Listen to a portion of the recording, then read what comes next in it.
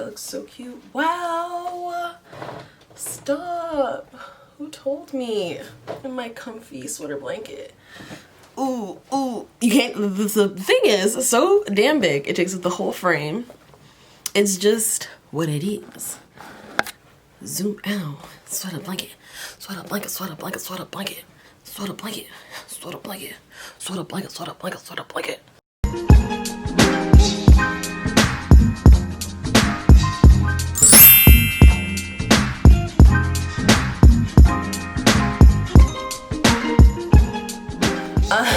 So I got my glasses on, I'm in my very comfy sweater blanket, and I have a good ass book. These three ingredients are what it is and what make up a NattGee Reads, a Read With Me, a section on my channel. So today's segment is gonna be on Womanish by Kim Mclarin.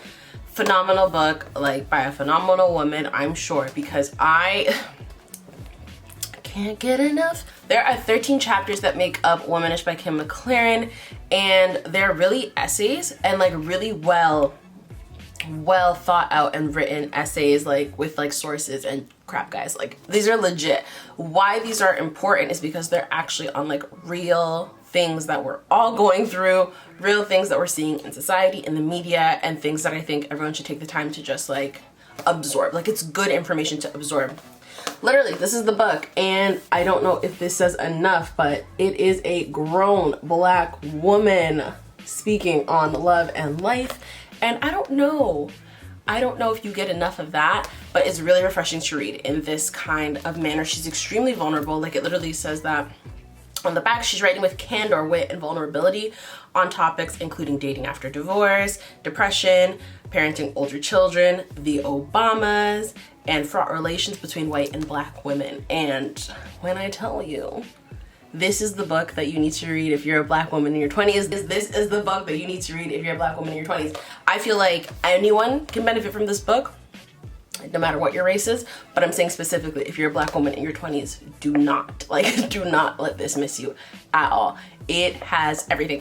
So I'm just gonna start without giving away too much, because I really feel like everyone should read this, and like I've already started gifting this book because I feel like everyone should read this. Because chapter 1, she opens straight out of the gate with like dating. And like dating in today, I don't have to deal with that. So like, I don't want to speak on it, but like, let me just say, she talks about everything from apps to dating outside of her race, things like that, and how they impacted her. And like, even just being a Black woman, how sometimes you're seen as like a conquest for certain people, not knowing their intentions up front. And we all remember that chewing gum scene where homegirl was like, I will mawa. What? Make sure they're ready at 8 and not in the shower. I have a meeting. Oh, for goodness sake, Ashley. Dad, I'm trying to find a reason to respect you here, and I can't. Do I have to do weekend too?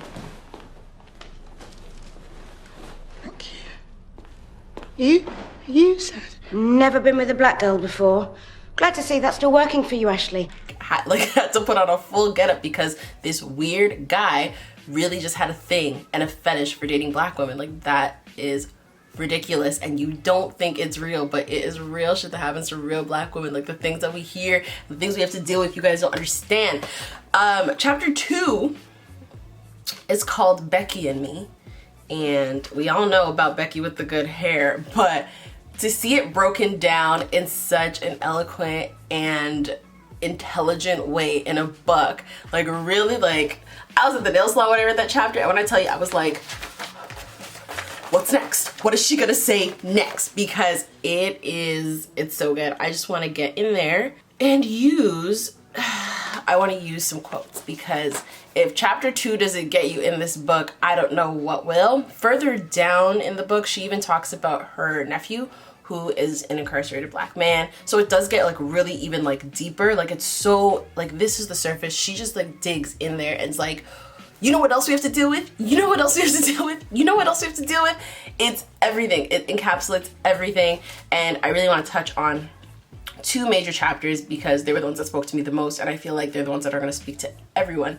The next group of people that need to read this book are white women, or at least read the chapter Becky and Me, because there's a lot of things that are in there that I don't think like white women realize that they do, and that I'm not trying to defend and I'm not trying to stick up for, but like there has to be a certain innocence to it, certain things, because I can't understand why y'all think this shit is okay and it still happens. And to see it in a book, like when you experience something and you talk to your friends about it, it's kind of like, oh cool, like we all who live in the same area are dealing with this same thing, so it must be where we are. For me to see an American woman write the stuff that I go through it's not insane, because it definitely has to happen, but it just shows you how it's such a universal thing, that there are so many universal things that we go through and in the relationship between black women and white women that we have to experience. And it's like, maybe because it's so universal, maybe they don't know. There are definitely some white women that know, don't get me wrong, and they do that shit on purpose, and they are like ignorant on purpose. Do not get me wrong, I understand that, but I have to believe that there is a certain like large percentage that are acting out of innocence because they just don't know. Innocence and ignorance, 1000%. So let's get into Becky and Me, because first of all, the chapter's name had me, and I was just like, sis. So I'm not gonna break down everything, but I just gotta collect my thoughts, and we're gonna talk about the really, really freaking important parts.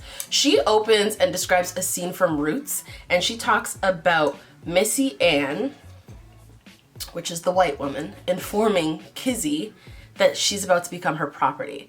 And Kizzy is not pleased with it because she's a fucking slave. She's not happy, Missy Ann. And basically, Missy Ann, the white woman, pouts and says, Kizzy, don't you want to be my slave? Aren't you my friend? She uses this quote to break down so many other things later on in the chapter. So she opens with that, says, lets you know, like, if you haven't seen Roots, you need to see that, but here's an important thing that I need you to reference. And then she brings in quotes of other black women talking about how their relationships are with white women. And yeah, let's talk about that. So like someone's quote, there's always a risk in dealing with white women, and I'd rather not deal with it. It's too complicated. At the end of the day, you don't want to have to go home and be thinking about some slick racist shit she said. And felt that. This is by no means to say I don't have white friends. I just feel like my white friends that I do have, and that I have like, that are actually like friends, like I'm talking about, knows my mother, can sit on my couch, like I can bring them into my house type thing. They know this shit, and they understand that there is ignorant shit in the world, and they understand that there are ignorant white people in the world, and we can have that conversation and talk about this shit.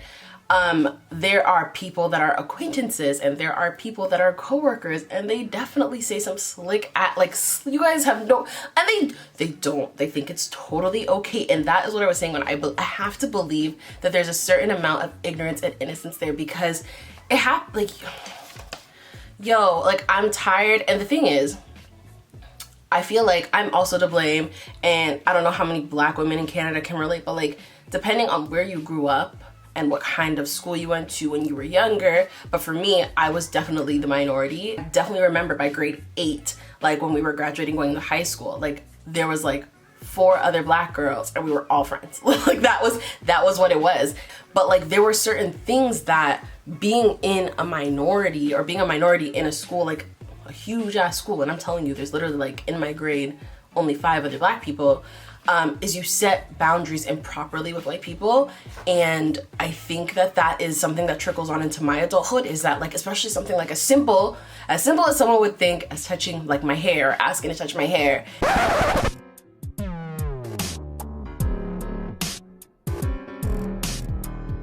And like, I used to let that shit slide, and now I'm like, I don't know how to tell people no, and be like, can you not do that? Because when I was young, that same person I probably let get away with it, or they have someone in their life who let them get away with it once upon a time, and now they think it's cool. And now I have to be the person to be like looking all crazy and looking all mad when I'm like, no, I don't want you to touch my hair, because I am not a dog, a cow, a sheep. I am not in a zoo.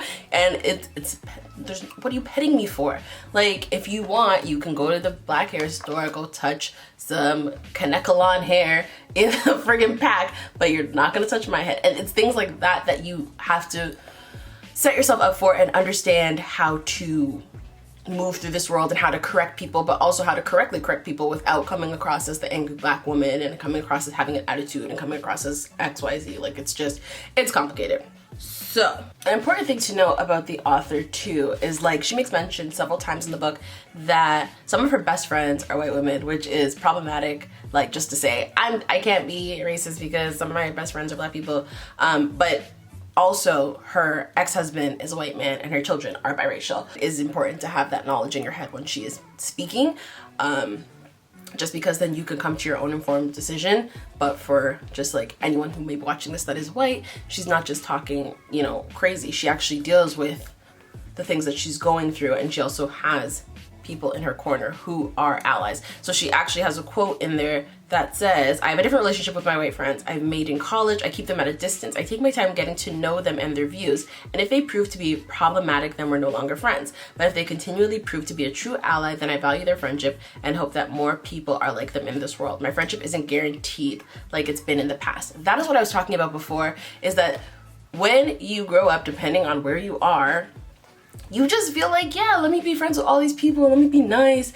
And then as you grow up in this world, you realize there are really some nasty people, like really mean, cold-hearted people, rude, reckless people in this world, and you don't need to be a part of it. And you don't need to be spending your time with people that don't understand what it's like to be black, or don't understand how things work for you, or don't understand what a disadvantage you're at. Like, I can't, like, I feel like there have been many times where I have to argue with people about, like, things that are just racist, and I just realized, why am I arguing with someone about something that's racist? Like, that is just not worth my time. If you don't understand that, you and I do not need to be in the same vicinity, in the same wavelength. And I'll give you an example. I'm not saying and I also pick and choose what I argue about, like, let me be very clear. But recently in Canada, we all know about this whole Don Cherry thing that has been going on, and essentially this man went on Friday, I believe, and just went on a rant before Remembrance Day, or Veterans Day for my US viewers, and was like, you people that go and come to our country, love our way of life, and you people don't wear the poppy, it's disrespectful for you people to do that. And see, like that, I feel like I captured it perfectly. Like, should I be an actress? But essentially, a lot of white people, and I saw people, I know who you are, people on my Instagram, on Facebook, people, like specific types of people who were sticking up for this man. Like, either I want to have that conversation with you if I really value your friendship, or I'm just literally just gonna cut it off and you will not be a part of my life. Because how do you not understand that something like that is racist? Like, and I'm not gonna argue with you about it. I don't have the time to be on social media, texting. Like, I have so many other things to be doing with my time. The easiest way to break it down for someone who doesn't understand why that was racist is, why couldn't he have said everybody? Look at this. Somebody come look at this. Look at this. Somebody come and look at this.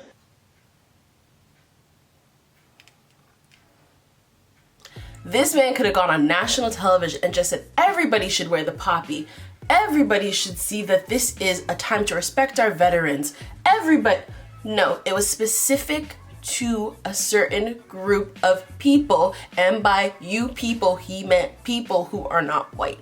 That is why it was racist. I'm not gonna go into this anymore because it's not about him having an opinion. It's about the fact that the way his opinion was stated was very specific and very racist.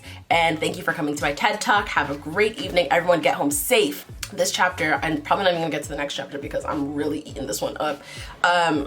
She talks about white women and power, and them not understanding that they have a certain amount of power. And we then trickle into things like intersectionality and feminism, because when people talk about being feminists, they often talk about like white feminism. And if you watched, Blackish has actually, that just came to my mind, Blackish just did an episode this season about feminism, and about how a lot of white feminists are not intersectional feminists. To sum it up, you go and a lot of people are like, yeah, we're for equal women's rights and we want women to have equal rights as men. But then the minute we point out that there's a difference between like what the white woman's doing and what the black woman's doing and what the Latina woman is doing, then it becomes, well, that's not our problem. but you're supposed to be a feminist. So a lot of times, so she goes into greater detail and she has really great examples. So she went and talked about the Women's March and gave a great example of why she was not participating in the Women's March when it had happened a couple of years ago. And she had, like she said, like I've said, she has a bunch of white friends. And they were like, aren't you gonna march with us for the Women's March? And yada, yada, yada. And they're getting ready for the Women's March and they're getting like, I don't know, pepper spray and a bunch of different things ready. And this woman's looking at her friends like, why are you going so hard for the Women's March? And she's like, her boyfriend's like, in case the police attack us. And she's like, when was the last time you saw a police attack a group of white women? That's not happening. And then she has to break down black feminism to her white friends and just say it's not the same thing. It is not the same experience. And you need to understand that if you're going to be my friend, if you want to roll with me, if you want to be in the passenger side of my best friend's ride, you have to understand that it's not the same thing. And like, again, I can only give you, without spoiling the book, I can only give you so much. But like, it opens this conversation. And I think it's very important that you have this conversation and that you're having this conversation and that you're addressing the racist things, because a lot of times when we don't, it will end up happening again. And if it doesn't happen to you again, it's gonna happen to another black woman again, or it's gonna happen to another black person again. And it's so much work, being honest. Like, we really gotta like work and deal with a lot of stuff, man. Oh my gosh. And stuff like this goes back, like she talks about just like, she talks about pre-Civil War America, and she talks about things like that. And she says like these things went back to like, even back then when like black women as slaves were getting raped and things like that, and like white women, like they knew about this shit and they kind of just turned a blind eye. And basically she's like, 'cause she's also a professor, she's speaking about this stuff in her class, and you always get like that white student that's kind of just like, but like all women were suffering back then. It was so bad. Like we all had to suffer. And it's just not the same thing. Black women were actually like property, and then on top of it, they had to be like doing sexual favors, things like that.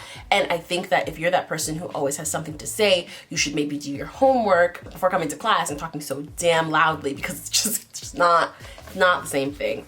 Also, okay, last point before like I open up this whole book and talk about everything. She talks about the fact that working in an office, where was she? She was at the New York Times, working at the New York Times doing journalism, and a white man, like a white male colleague of hers, said to her, he's like, have you noticed that any woman that works here, black or Latina, anyone who's actually like not white, is like super, super hot? And he didn't mean anything by it, but she then goes and breaks down like, even to be a black woman on the same playing field as like a white woman, or in the same space as a white woman, a lot of times you have to be like super duper friggin' gorgeous in order to like be seen as the same level as them. It's like, if you're gonna be here, it's not about you being smart. It's not about you having even the same credentials as her. If I'm gonna hire you, it's because you have to look, in my eyes, as good as the girl, the white woman, the blonde woman who's right next to you. And like, you like sit here and you think about this shit, you're like, damn, like this is actually like real life. Like this is actually what's happening. This is how they think. This is how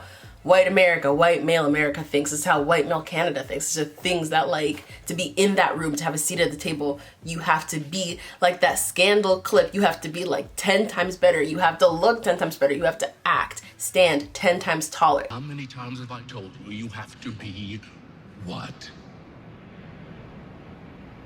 You have to be what? Twice. What? Twice as good. Twice as good as them to get half of what they have. It's just, it is what it is. But this book, oh my gosh. I will not spoil any more because I really feel like everyone should read this. She also talks about being like depressed and identifying her depression as early as 17 years old. She goes through like the first time she thought about committing suicide and things like that, and it gets a little dark, but she also talks about the fact that as a black woman, we're oftentimes told that like, you're so strong, you're not gonna kill yourself, you're gonna be fine, you just tough it out, you know, depression is some white people things, you don't deal with that. And I think that that is a very important topic to talk about as well, because we're often seen as crazy regardless. And the minute we want to talk about our crazy and talk about the things that we're going through, we can't be seen as like having problems of our own, because we're supposed to be that strong Black woman who carries everything and everything's just all hunky-dory, everything's great, everything's fantastic. We did that, queen, yes, queen, Black girl magic all day, until you have an actual problem and you actually need to see like a therapist, or you actually need to see someone about your actual problems. And that's not necessarily the case. I feel like that goes into the whole dehumanizing of Black women, but that's just like, again, we can talk about this stuff all day. Just read this book, Womanish, Womanish. Like, even that, the title says so much. And I feel like if you don't see how passionate I am about this book, like, I will not, like, I don't lie. Like, like, I do not tell a lie. Like, this, it's so good. It's beyond good. But I gotta wrap up this video because I will end up talking for like literally 20 minutes. Thank you guys so much for watching that video. It was a lot, but thank you for coming along with me. It's hard to like organize my thoughts and review a book, but like, it's 5 stars out of 5 stars. You need to pick up this book. You need to read this book. Like I said, if you're anybody, you should read this book, but specifically Black women. I don't think you guys will understand how much this piece of literature will speak to you and how much it will actually hold a place in your heart. So definitely pick it up, buy it for someone for Christmas. Easily, hands down, the best thing that they will read in 2020. Thank you guys so much for watching. I hope you enjoyed my NattGee Reads. I'm sweating in this sweater blanket, so I need to take this off. But if you did like it, please give it a big thumbs up. Comment down below if there are any books that you'd like me to review or any suggestions that you have, because I'm always interested. I'm always on the lookout, always picking up books. And lastly, subscribe to me. I'll be putting a button right here. NattGee Reads will be happening, if not every month, every other month here on my channel. So be sure to subscribe and hit that bell button so you get notifications for whenever I drop a new video. And as always, thank you guys so much for watching, and I will see you in my next one. Bye.